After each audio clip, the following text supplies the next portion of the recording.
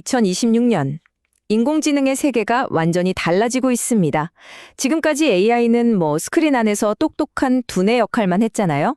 그런데 이제는 몸을 얻어서 우리 현실 세계로 말 그대로 직접 걸어 들어오고 있다는 겁니다. AI가 물리적인 힘을 갖게 된 순간 과연 어떤 일이 벌어질까요? 그 혁명의 현장으로 지금 바로 들어가 보시죠. 이 화면 하나가 모든 변화를 딱 요약해 줍니다. 2025년까지의 AI가 데이터를 분석하고 답을 찾는 말 그대로 생각하는 AI였다면요. 2026년부터는 로봇이라는 몸을 빌려서 직접 움직이고 일하는 행동하는 AI로 진화하고 있는 거예요. 이건 그냥 업그레이드 수준이 아니고요. 아예 패러다임이 바뀌는 겁니다. 매년 열리는 세계 최대 기술 전시회 CES 2026의 슬로건이 바로 이 변화의 핵심을 정확히 짚어내고 있습니다. Innovator Show Up. 이게 대체 무슨 뜻일까요? 이제 더 이상 우리 AI는 이런 것도 할 수 있어요 라고 말만 하던 시대는 끝났다는 거예요. 이제는 현실 세계에서 진짜 가치를 행동으로 보여줘봐라 하는 시장의 아주 강력한 요구인 셈이죠. 그래서 등장한 개념이 바로 이 피지컬 AI입니다. 아주 쉽게 말해서 AI라는 천재적인 지능에다가 로봇이라는 강력한 육체를 딱 결합시킨 거죠. 공장에서 부품을 조립하고 우리 집 안일을 돕는 것처럼요. 그러니까 지능이 드디어 노동력을 갖게 된 정말 역사적인 순간이라고 할 수 있겠습니다. 그럼 이게 그냥 이론이나 컨셉트에 그치는 얘기일까요? 아니요, 전혀 아닙니다. 이미 우리의 공장과 가정 속으로 성큼성큼 걸어 들어오고 있는 새로운 노동력들, 그 구체적인 증거들을 한번 만나보시죠. 지금 보시는 이 표가 바로 현재 가장 뜨거운 빅3입니다. 먼저 현대차의 아틀라스. 이건 사람이 하기도 힘든 공장 조립 라인을 맡으려고 하고요. 테슬라의 옵티머스는 당연히 기가 팩토리의 생산성을 끝까지 끌어올리는 게 목표겠죠. 그리고 삼성의 볼리는 좀 달라요. 집사처럼 집안의 모든 기기를 연결하고 가사를 돕는 역할을 하겠다는 겁니다. 그러니까 각자 완전히 다른 영역에서 지금 엄청난 경쟁이 시작된 거죠. 그런데 이렇게 진짜 사람처럼 놀라운 움직임을 보여주는 로봇들, 그 차가운 금속 피부 아래에서는 과연 어떤 일들이 벌어지고 있을까요? 이들이 진짜 힘, 진짜 경쟁력을 알려면 이제 그 내부를 한번 같이 들여다봐야 합니다. 이 그림이 로봇 산업의 구조를 아주 간단하고 명쾌하게 보여주는데요. 모든 로봇은 크게 두 부분으로 나눌 수 있습니다. 바로 명령을 내리는 두뇌, 그리고 그 명령에 따라 움직이는 근육. 그리고 이 둘을 합쳐서 고객에게 진짜 가치를 전달하는 마지막 단계가 있는 거죠. 이 구조만 기억하시면 앞으로 이야기가 훨씬 재밌어질 거예요. 이걸 산업용어로 밸류 체인이라고 하는데요. 1단계 상류에서는 AI 칩 같은 두뇌를 만들고요. 2단계 중류에서는 근육의 핵심인 정밀 부품들을 만듭니다. 예를 들면 로봇 관절이 부드러우면서도 강력하게 움직이도록 힘을 조절해주는 정밀 감속기 같은 부품들이 바로 여기에 속하죠.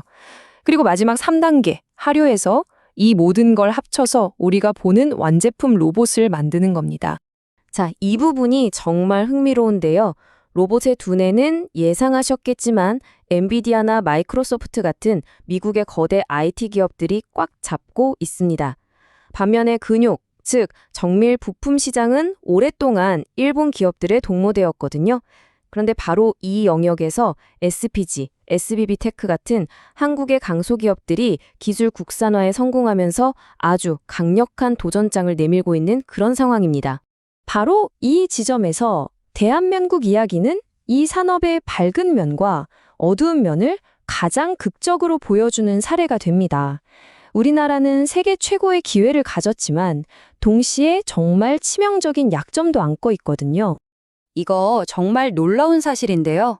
한국은 노동자 10,000명당 로봇 대수를 뜻하는 로봇 밀도에서 압도적인 세계 1위입니다. 이게 뭘 의미할까요?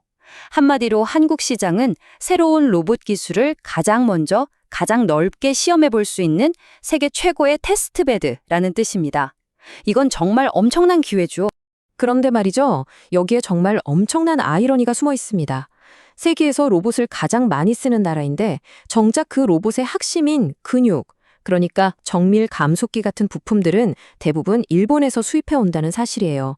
이게 비유하자면 세상에서 가장 빠른 경주용 자동차 껍데기는 기가 막히게 만들었는데 정작 심장인 엔진은 전부 남의 나라에서 사와야 하는 그런 상황인 거죠. 정말 강력해 보이는데 동시에 너무나 취약한 구조랄까요? 그래서 우리 정부가 칼을 빼들었습니다. 이 약점을 극복하기 위해서 2030년까지 무려 3조 원 이상을 쏟아부어서요. 핵심 부품 자급률을 80%까지 끌어올리고 전국에 로봇 100만 대를 보급하겠다는 국가적인 전략을 발표했습니다. 미래 로봇 산업의 주도권을 건 정말 거대한 도박이 시작된 셈입니다. 자, 그럼 이제 한국 사례에서 한 걸음 물러나서 이 거대한 로봇 혁명이 투자 시장과 우리 사회 전체의 게임의 룰을 근본적으로 어떻게 바꾸고 있는지 한번 살펴보겠습니다.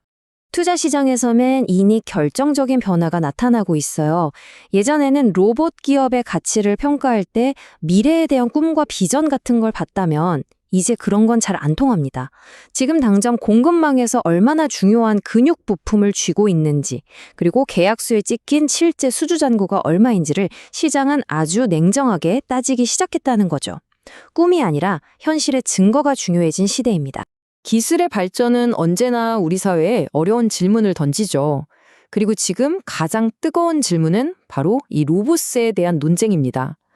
로봇이 인간의 노동을 대신하면서 생기는 엄청난 부가가치를 과연 어떻게 사회 전체와 나눌 것인가? 이 문제는 더 이상 먼 미래의 공상과학 소설이 아니라 우리 눈앞에 닥친 현실적인 과제입니다. 지금까지 쭉 살펴본 것처럼 피지컬 AI 혁명은 이미 우리의 문을 세차게 두드리고 있습니다. 이 거대한 변화 속에서 우리 모두는 곧 완전히 새로운 종류의 동료를 맞이하게 될 겁니다. 자, 한번 상상해 보세요. 만약 내일 아침 당신의 책상 옆에 새로운 AI 동료가 처음으로 출근한다면 두 분이 함께할 첫 번째 업무는 과연 무엇이 될까요?